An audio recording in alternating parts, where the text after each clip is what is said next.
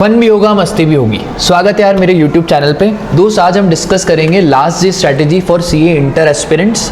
आपके दोनों पेपर काफ़ी अच्छे गए हैं। अब डायरेक्ट टैक्स और इनडायरेक्ट टैक्स की बारी।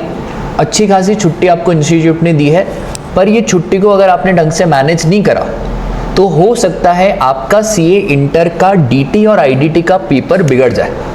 तो सर कैसे क्या करना है? तो अज्यूमिंग आप 6 मई को पढ़ाई करना शुरू करेंगे। अभी आप थोड़े थके हुए होंगे, तो आज से मैंने आपका स्केड्यूल बनाया है शानदार सा। तो सबसे पहले 6 मई को इनकम टैक्स 6 से लेकर 12 बजे तक। सर ये 6 से 12 में टाइम कैसे एलोकेट करना है? तो सबसे पहले 6 to 7 आप उठा दो residence and scope of total income. इसमें से अक्सर आपका एक क्वेश्चन आता ही है और बेसिक सा टॉपिक है, सिंपल सा टॉपिक है, तो ज़्यादा लोड लेने की ज़रूरत नहीं है। 7 से 8 आप उठा लो टैक्स रेट। अच्छा, जब आप टैक्स रेट पढ़ो तो स्पेशल फोकस देना न्यू रिजिम पे, क्योंकि सर ये तो पक्का है कि न्यू रिजिम का क्वेश्चन आएगा ही आएगा। तो सर न्यू रिजिम पे आप स्पेशल फोकस देना। एमसीक्यू में भी न्यू रिजिम के बहुत सारे क्वेश्चन बन सकते हैं। तो 7 से 8 आप टैक्स रेट देख लो और थोड़ी बहुत बेसिक बातें जो इनकम टैक्स की रहती है वो आप देख लो। अब 8 से 9 वेरी वेरी इंपॉर्टेंट टीडीएस और टीसीएस। टीडीएस और टीसीएस टॉपिक को हल्के में मत लेना। इस टॉपिक में हर बार की तरह बहुत सारे अमेंडमेंट्स हैं। टीडीएस टीसीएस कोई ऐसा अटेम्प्ट होगा नहीं जब टीडीएस टीसीएस का क्वेश्चन इंस्टीट्यूट ना पूछे। तो टीडीएस टीसीएस पे स्पेशल फोकस आपको देना है। उसके बाद 9 से 10 आप उठा लो क्लबिंग और सेट ऑफ। फिर सर 10 से 10:30 थोड़ा सा ब्रेक ले लो, जिसमें आप लंच और आपका फैमिली टाइम। ठीक है, पागलों के जैसे प्लीज़ मत पढ़ना। आखिरी दिनों पे रेस्ट भी ज़रूरी है, क्योंकि अगर रेस्ट नहीं लोगे तो अननेसेसरी आपका पेपर का लोड बढ़ता जाएगा, माइंड में स्ट्रेस आएगा और फिर ढंग से पढ़ाई नहीं कर पाओगे। फिर अब थोड़े लाइट वेट टॉपिक उठाएंगे, क्योंकि लंच के बाद अक्सर आपको थोड़ी बहुत नींद आना शुरू हो जाती है। तो 10:30 से 11:30 डिडक्शन और फिर 11:30 से 12:30 हाउस प्रॉपर्टी। अब आपका ये वाला डे खत्म हो गया। अब डे ओवर हो गया तो आराम से आप नींद लें। प्लीज़ नींद से कॉम्प्रोमाइज़ मत करना। अगर आपने स्लीप से कॉम्प्रोमाइज़ करा और आपने सोचा नहीं सीए बनना है, 14 घंटे पढ़ेंगे, 18 घंटे पढ़ेंगे, सिर्फ 4 घंटे सोएंगे, नहीं बन पाएंगे। At least you should sleep 6 hours. और अगर आप 7 घंटे 8 घंटे भी सो रहे हो बहुत अच्छी बात है। और अगर पूरे साल से पढ़ाई नहीं करी है तो आखिरी में तो होने वाली है नहीं। स्लीप से कॉम्प्रोमाइज़ प्लीज़ मत करना। अक्सर बच्चे पूरा साल ढंग से पढ़ते हैं, आखिरी में एग्ज़ाम के प्रेशर में आके सिर्फ 4 घंटे सो रहे हैं, 3 घंटे सो रहे हैं। तो यार 4 घंटे 3 घंटे सोने के बाद ये माइंड नहीं चलेगा, और जब माइंड नहीं चलेगा तो फिर पेपर में लिखोगे क्या? यार ये तो वैसी बात हो गई कि गाड़ी में पेट्रोल नहीं है और फिर धक्का लगाए जा रहे हो, तो फिर गाड़ी नहीं चलेगी, अननेसेसरी ज़्यादा एफर्ट्स देने पड़ेंगे। ठीक है, तो यार स्लीप इज़ रिक्वायर्ड। स्लीप से प्लीज़ आप कॉम्प्रोमाइज़ मत करना। सर सुबह को उठ जाओ आप 7 बजे। 7 से 9 पीजीबीपी, 9 से 10 अदर सोर्स। ये बात कर रहा हूँ मैं कौन सी तारीख की सर? 7 मई। फिर सर अब आ गया अपना जीएसटी टाइम, क्योंकि डीटी आईडीटी दोनों को मैनेज करना है। अब जीएसटी में 10 से 8 मैराथन। जीएसटी का मैराथन अपन करेंगे। ठीक है, अगर आप मैराथन में आ गए तो बहुत ही अच्छा रहेगा, क्योंकि उससे फिर क्या रहेगा ना, आपका जीएसटी फटाफट रिवाइज मैं आपको करवा दूंगा। ठीक है, पर अगर आपने मैराथन अटेंड नहीं करी तो आप खुद से भी पढ़ सकते हैं। सर खुद से कैसे पढ़ेंगे राजा? 10 से 11:30 सप्लाई, 1.5 घंटे में सप्लाई आपका बहुत अच्छे से हो जाएगा। सारे रिविजन वीडियोस भी यूट्यूब पे डले हुए हैं, बस आप चैनल को सब्सक्राइब कर लें, जीएसटी विद साहिल। तो सारे के सारे रिवीजन वीडियोस भी डले हुए हैं, कोई ऐसा लोड लेने की दिक्कत नहीं है। फिर सर 11:30 से 12 मैंने आपके लिए एक छोटा सा ब्रेक रखा है, लंच ब्रेक। 12 से 2 एग्जाम्पशन चैप्टर। सर 2 घंटे एग्जाम्पशन चैप्टर को देने, हाँ 2 घंटे एग्जाम्पशन चैप्टर को देने हैं, क्योंकि एग्जाम्पशन चैप्टर आपके इंटर में सबसे ज़्यादा वेटेज कवर करता है। एग्जाम्पशन हो गया, सप्लाई हो गया, आईटीसी हो गया, ये चैप्टर तो हमको छोड़ने ही नहीं है। This are very very important chapters. तो 12 से 2 एग्जाम्पशन, फिर 2 से 3 आपको charge of GST, 3 to 430 ITC, 430 to 530 value of supply and composition. इस बार कंपोजिशन स्कीम से आने के क्वेश्चन ज़्यादा हैं। बहुत बार इंस्टीट्यूट ने कंपोजिशन स्कीम से पूछा है, पर अभी पिछले 2-3 अटेम्प्ट से इंस्टीट्यूट कंपोजिशन स्कीम का क्वेश्चन नहीं पूछ रहा है, तो आपको बहुत ही ढंग से पढ़ के जाना है कंपोजिशन स्कीम।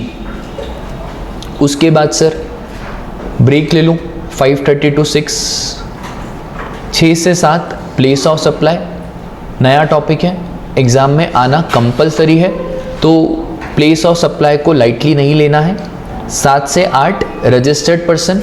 अब रजिस्टर्ड पर्सन में आप सारे सेक्शन अभी नहीं देखोगे, सिर्फ आप 22, 23, 24 बस अभी ये स्पेसिफिक सेक्शन देखोगे। उसके बाद 8 से 8:30 टाइम ऑफ सप्लाई, बड़ा ही क्यूटी पाई चैप्टर है, आधे घंटे में आराम से कवर हो जाएगा। 8:30 से 9:30 tax invoice, 9:30 to 10 other aspects of registration, जिसमें आप आधार ऑथेंटिकेशन हो गया, आधार ऑथेंटिकेशन नहीं कराया तो क्या होगा, रजिस्ट्रेशन कैंसिल हो गया तो क्या होगा, रिवोकेशन के केस में क्या होगा। इसमें वो रिवोकेशन वाली टाइम लिमिट पे ध्यान देना, क्योंकि अब वो अमेंड होके 90 + 180 डेज हो गई है, ठीक है। उसके बाद 10 to 10:30 वापस से आपका break, lunch plus family time. 10:30 से लेकर 12 तक, क्योंकि अब आपने लंच कर लिया है तो नींद आएगी, इसलिए अब सिंपल टॉपिक मैंने रखे, account, records and e-way bill. अच्छा सर, जिसने मेरी मैराथन अटेंड करी, तो अगर मैराथन अटेंड करी तो ये जो सारे टॉपिक है ना, ये आपको 8 से 12 के बीच में साइड बाय साइड आपको रिवाइज करते जाने। 10 से 8 मैराथन, तो 8 से 12 के बीच में आपको ये सारे टॉपिक रिवाइज करने। अब आपका टॉपिक जल्दी हो जाएगा, क्योंकि जब हम मैराथन कर रहे हैं तो सिर्फ आप सुनो मत, सुनने के साथ साथ आप पन्ने भी घुमाते जाओ, उससे आपका कॉन्फिडेंस लेवल बहुत ज़्यादा हाई हो जाएगा। सर 7 मई हो गया, उसके बाद 8 मई। 8 मई को सर सोना तो बरोबर है यार, 12 बजे से लेकर 6-7 घंटे के आराम से नींद लो। अब मैंने यहाँ पे थोड़ा सा नींद को कम कर दिया है और सिर्फ 6 आवर्स रखा है। 6 से 7 पेमेंट ऑफ टैक्स, 7 से 7:30 TDS CCS, आधे घंटे में आराम से हो जाएगा। फिर 7:30 से 9 तक रिटर्न वाला चैप्टर और इंट्रोडक्शन। देखो, रिटर्न और इंट्रोडक्शन दोनों ही थ्योरी चैप्टर हैं। इंस्टीट्यूट इनमें से क्वेश्चन बहुत ही कम पूछता है, पर अगर इंस्टीट्यूट ने पूछ लिया तो अननेसेसरी हमारे मार्क्स क्यों कटे, क्योंकि हमारा इरादा है 50 में से 40 प्लस तो आने ही चाहिए, एनी हाउ आने चाहिए, ठीक है। तो हम अपन कोई भी चीज़ में कमी पेशी नहीं रखेंगे। फिर उसके बाद सर 9 से 12 क्वेश्चन प्रैक्टिस प्लस अमेंडमेंट। जो शुरू का क्वेश्चन आता है ना आपका 8 मार्क्स का, उसको प्लीज़ कंपलसरी ढंग से करो। जितने भी एग्जाम में पास्ट ईयर क्वेश्चन पेपर हुए उसको डाउनलोड करो और देखते जाओ सजेस्टेड आंसर में आखिरकार इंस्टीट्यूट ने क्या सॉल्यूशन करा है, क्योंकि अभी ये टाइम नहीं बचा है कि अभी आप हाथ से लिख के सॉल्यूशन करो। देखते जाओ, आपको एक आइडिया हो जाएगा कि कैसे क्या प्रेजेंटेशन करना है, और फिर ज़्यादा लोड लेने की ज़रूरत नहीं है। ये जो मैंने आपको दिया ना 9 से 12, इस 9 से 12 में जो आपने क्वेश्चन मार्क करके रखे होंगे कि एंड मूवमेंट पे हमें ये क्वेश्चन देखने, तो वो क्वेश्चन अभी आपको देखने पड़ेंगे। प्लस अमेंडमेंट, क्योंकि हर बार का हिस्ट्री है और हिस्ट्री रिपीट होती है, और हर बार की हिस्ट्री है कि इंस्टीट्यूट अमेंडमेंट में से 5 से 10 मार्क्स का हमेशा पूछता ही है, तो अमेंडमेंट्स को आपको इग्नोर नहीं करना है, अमेंडमेंट कंपलसरी देखना है। फिर सर 12 से 12:30 आपका लंच ब्रेक हो गया। अब आ जाओ आप वापस से डायरेक्ट टैक्स पे। 12:30 to 2:30 capital gain, 2:30 to 3:30 salary, 3:30 to 8 o'clock questions plus advance tax. Direct tax में कंप्यूटेशन के क्वेश्चन कंपलसरी करने ही करना है। इसमें भी सर आप पास अटेम्प्ट्स के क्वेश्चन देखो, क्योंकि राजा क्वेश्चन के बिना तो नहीं हो पाएगा, आपको समझ ही नहीं आएगा प्रेजेंटेशन कैसे रखना है। सिर्फ कॉन्सेप्ट से कुछ भी नहीं होगा, एट दी एंड भी आपको क्वेश्चन देखना है, क्योंकि क्वेश्चन देखने से आपका ग्रिस्प बनेगा, आपको समझ आएगा कि एग्जाम में how to present the answers.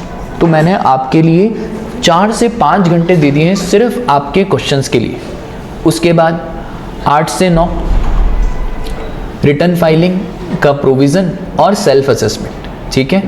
Then 9 से 12 वापस से आ जाओ अगेन जीएसटी।